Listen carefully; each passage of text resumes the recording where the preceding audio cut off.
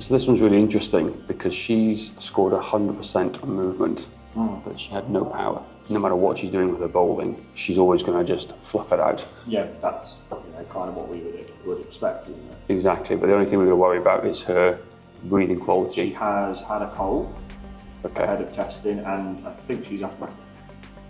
Cricket's more than just technique. It's about understanding the complete athlete because health, movement, and your performance, both mentally and physically, impact technique at the end of the day. And sometimes it's these things that are causing the bad technique that we're seeing, but nobody's looking at this. And this is the foundation of our system. This is why we analyse this data first, to understand the athlete better, to make better decisions and help them improve their technique.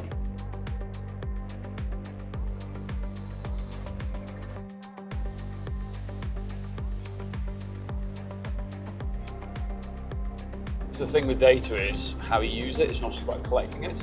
One of the things we saw yesterday was that I think about 80-85% of the women and girls move really well, but I'd say close to 95% of them couldn't put the power down. They could tell from the broad jump they just had no power. It's not surprising really, because in the women's game they get power from their bottom hand, but if they can't translate that power from their legs up, they have to have that bottom hand to influence their technique massively, even with bowling too. So I think today we just look at the movement screen quicker and then focus more on the power testing to make sure that is the right thing we're looking at to help them improve their game. Because I think strength and power will definitely improve their technique inadvertently forwards.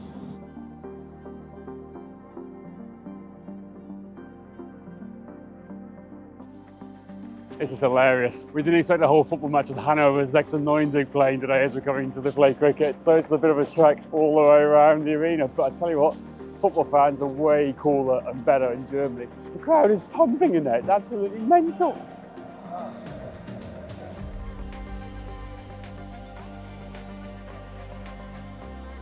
We use this data to find out the why.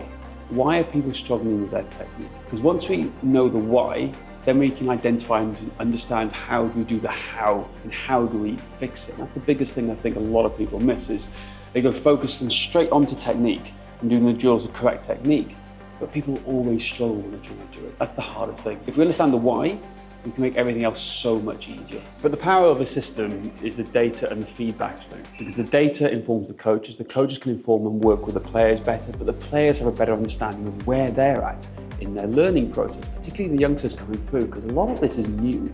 A lot of them aren't aware that their movement impacts technique, or in fact their fitness levels impact their ability to make better decisions. But having a clear visual process and pathway for all these players informs everybody, and that's the goal, of making the players better, but have everyone on board at every stage and every step of the way.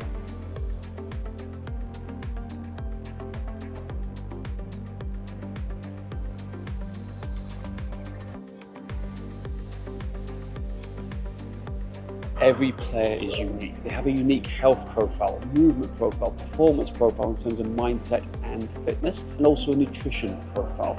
And the key is to be specific with each player and use the data accordingly. Because for so long as coaches, we've given them blanket fitness programs, blanket nutrition programs. It doesn't work, but the data we're collecting here this weekend and using it allows us to work on a more personal level to help them unlock their full potential.